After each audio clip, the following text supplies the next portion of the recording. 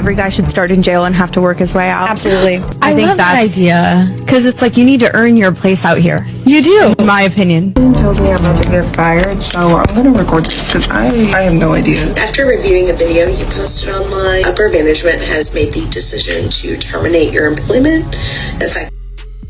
Posting controversial videos online can have real consequences, especially when they reflect on your workplace. In today's video, we'll look at several cases where women lost their jobs after sharing viral content online. Stay tuned. You won't want to miss these surprises. DoorDash just deactivated me 2 days after I reported my sexual assault. 2 days ago on October 12th, 2025, I was a victim of SA by a DoorDash customer while I was doing my job as a DoorDash driver, and I got it on video. The customer who committed a crime against me. Hey guys, I just lost my job and they won't tell me why. They're supposed to send an email immediately after deactivation providing you the reason why and a link to appeal, and they didn't. So I contacted support and they made me sit on the phone with them for 50 minutes just to tell me that they can't tell me the reason why and I have to just go ahead and appeal without knowing why. So my chances of getting my account back, they have my money in that account. I was working. I was literally working and they deactivated me. This is related. They just punished me for posting about my sexual assault while door dashing. They just fired me and the police are doing nothing. I lost my job and that was my only way to make money to pay my bills. Hey guys, so yep, I really lost my job. Within less than 24 hours after me submitting my appeal, they denied it. And in the email they said, you can respond to the previous email that you received explaining the reason why you were deactivated. I never got the email. So last night I contacted one support agent. We sat on the phone for 25 minutes and then she transferred me to the community response team. The person on the community response team told me that was the highest team I could get to. There's literally nobody else she could transfer me to. I could hang up the phone and call back and then get transferred to the community response team again. So I sat on the phone with her for another 30 minutes. And she told me that she couldn't tell me. There's no way that they could tell me what the reason why I just lost my job. Posting controversial content online can sometimes lead to unexpected workplace consequences. In today's video, we'll explore several cases where women lost their jobs after their viral posts sparked public attention. Watch until the end to see how each story unfolded. Fired for being a woke professor. No, you got fired for scamming your students out of $120,000. I'm gonna let her tell you what she said she was doing, and then I'm gonna show you the truth with receipts.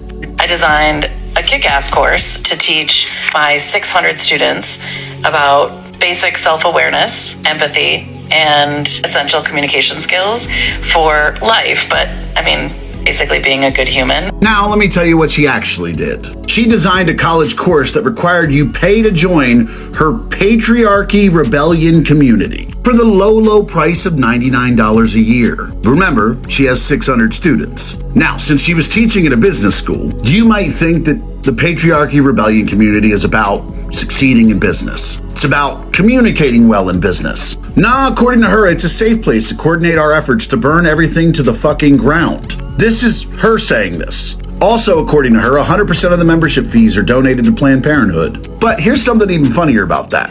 Her web pages say different things that she was doing with the money. On her GoFundMe, it says she was using the funds to buy herself a Rebellion RV. Her website states that 100% of the membership fees are used for awareness, education, and activism for a bully-free future. And of course, we already saw the Facebook post where she says it's going to Planned Parenthood. And because she had been running this scam since 2022, she's raked in more than $120,000 in membership fees, all for a community that, as she said, is to coordinate our efforts to burn everything to the fucking ground. So no, you didn't get fired for being a woke professor. You got fired because you were scamming your students out of $120,000. It's not surprising that this professor was eventually fired. What stands out is that she continued teaching for as long as she did before facing any consequences. Eventually, her actions caught up with her. have a right to be treated respectfully. We are unfortunately running out of time, but Peter, I just want to get one final thought from you. Are there words that are used to describe men that offend you? Not particularly, and if there are some I don't like, I certainly wouldn't want them banned. But it always goes back to that old adage: sticks and stones may break my bones, but there will always be something to offend a feminist. Peter Lloyd. No, that's just obnoxious. Peter Lloyd, Sorry, you have to wait, I think we'll let you carry on. That is ridiculous. No, hang on, I won't do your show again. As he explained, just because someone says something he disagrees with doesn't mean it should be banned or censored.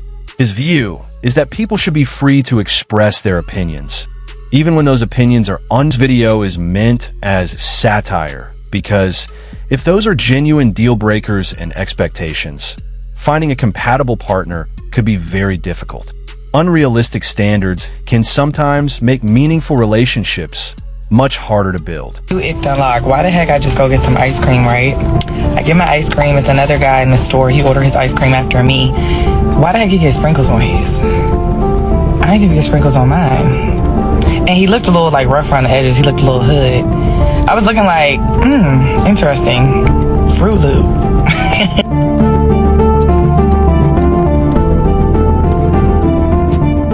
Videos like this often spark debate because many viewers see them as a double standard.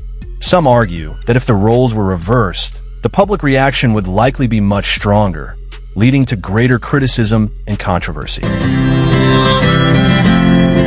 Well, would you just look at that? Wasn't that just something? And I have been noticing the content of this particular nature growing in increasing popularity on social media lately, because there are apparently some women out there that find domestic violence and physical abuse against men from women to be something to be joked about. They find it funny. Because if not everyone got to read what was stated there, let's review. If a man said this, the internet would come unhinged. But as long as it's a woman joking about abusing a man, it's funny. Because here's another example. Like this. If someone is going to have to explain to me why some women out there, and some men, find abuse to be funny, because in the spirit of equality, a man would be canceled for that. Even if the video was meant as satire and the sandwich was thrown away afterward, many people would still view the behavior as unacceptable. Actions like these can carry real consequences, including disciplinary action or losing a job. What if I just... No.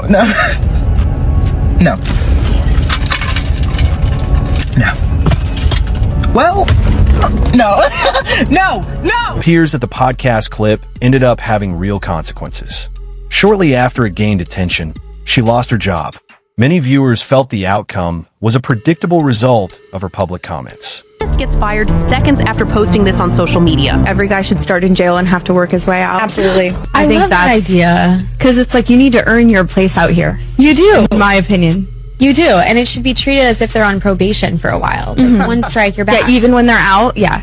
Recorded the call she got from work during the time. Something tells me I'm about to get fired, so I'm going to record this because I have no idea. I have no idea what's going on. I'm waiting on them to join. Hello? Hey, Brittany. Thanks for joining us on this call. I wish this was under better circumstances. After reviewing a video you posted online, upper management has made the decision to terminate your employment effective immediately. While we understand the video may have been comedic in nature, it does not align with our company's values. In fact, several employees came across the video and expressed concerns. Okay, yeah, that's understandable. We have no choice but to let you go. Everyone has different goals and priorities. In this case, she chose a different path, while some employers have clear expectations about what employees share on social media. Public posts can sometimes affect professional opportunities. Fired from my job because of the kombucha video. What? Yeah. I had been working there for 3 months, and that's when I got fired. Nice. And what was the reason? Well, she brought me in and she was like, "You're doing? You can't be making videos." Yeah, basically, she was like, "You need to decide if you want to be a young professional or if you want to be a meme." And I was like, "What the kind of decision is You that? should have been like, you're just jealous. You're ugly. You're mad as hell. You're ugly. You're mad. Yeah, you're Like, mad. I'm your boss. You're fired. Yeah. You're mad. L-U-L-U-W-B. Yeah. Stupid.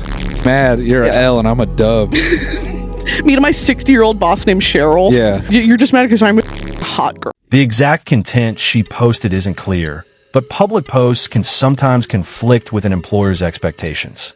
When someone's online presence strongly clashes with a workplace or its customers, it can create challenges that may affect their job. For my job yesterday, they found out I had a TikTok, but they didn't say that was the reason. I just found out afterwards that that was the reason. So now I'm curious as to what it is that I say on my TikTok that got me fired. So I started watching my videos, and I'm an extreme leftist, and I worked for conservatives, so...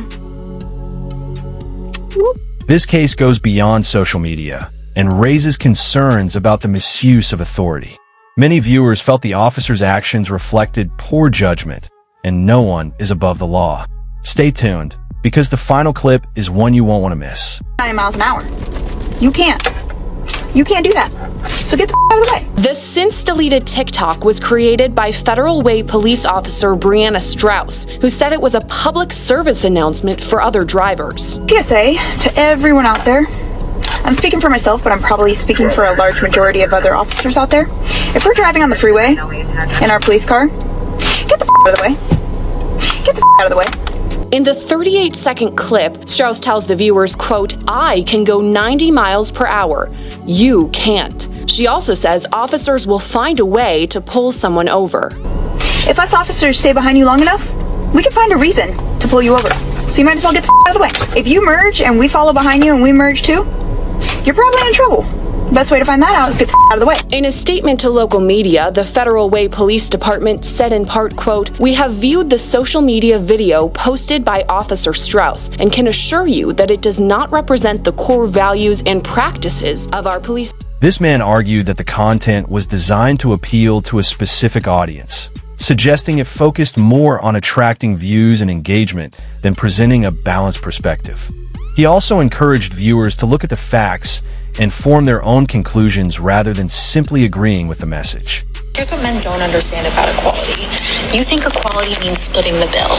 Women live in a society where equality has never existed in the first place. Women still only make 80% of what a man makes for the same full-time job. There is something deeply poetic about a billionaire Nepo baby using her platform to convince her audience of mostly working-class women that working-class men who make a median wage of $70,000 a year in the United States should foot the entire bill of the relationship. There are 4 reasons why Becca Bloom is wrong, and the first is that Becca doesn't care about equity or equality. The only E Becca cares about is entitlement. Anyone with an understanding of the gender wage gap in the United States also knows that there's a racial wage gap in the United States that is even larger. The reason why people like Becca Bloom never bring up the topic of race, let alone intersectionality in this conversation, is because they know that if an Asian woman or a white woman sat down for a date with a black man or went through a relationship with a black man, that would obligate them to pay and foot the bill for the relationship, going down this same line of reasoning. Reason number 2 is that the math simply doesn't math. Let me grant to Becca for a second that for every dollar a man makes in the United States, a woman makes 80 cents. This would not justify a 100-0 split skewed towards the man. This would justify a split that is rated to the inequality that's caused by this gender split, meaning that under the definition of equity, for every dollar of the bill that the man foots, the woman would foot 80 cents. Now, reason number 3 has to do with statistics. The reason why it's reason number 3 and not number 1, even though it's the most important reason to consider, is because statistical literacy is dying. Most people who have this conversation on the gender wage gap, Becca Bloom included, have no idea what the difference between correlation and causation is. And this is despite the fact that if you take an introductory level statistics class in high school or in college, the first thing you'll learn is this core distinction. So I'll start us off with a really easy example. When Trump entered his first term, the economy boomed. Now, just because those two things happen to happen at the same time doesn't mean that Trump entering office is why the economy boomed. Now, using that same line of reasoning, just because for every dollar a man makes, a woman makes 80 cents, doesn't mean that gender specifically is the reason why that 20-cent schism exists. Which is why when you control for external variables like occupation, years of experience, years of education, you see this gap drastically reduce. In one study, it was from 17 cents to just 1. As a quick aside, This logic of raw, uncontrolled disparities being an example of discrimination is only ever used with respect to the gender wage gap. But when you talk about the fact that home ownership is now higher among young women than young men, or the fact that women are now outpacing men in education from bachelor's degrees to JDs to MDs, all of a sudden that's no longer discrimination. That's just individual people. I mentioned it in a previous video and I'll mention it again. The cognitive dissonance is palpable. And even then, gender is not necessarily the reason why this 1 cent difference exists. It could be for a myriad of other factors that weren't controlled. Now, a really common counter argument to this is, why do you think women's professions are typically paid less? To which I say, I agree. It's an issue that has to do with patriarchy. But inequality in the sense of a social choice model is significantly different from inequality in the sense of systemic discrimination. At the end of the day, people are responsible for their own decisions, which is why if you go into a profession like teaching, which pays less, you're doing so knowing that it pays you less. In the same vein that a man going into a profession like construction knows that this is a more dangerous job and therefore there's a higher risk to their life in doing so.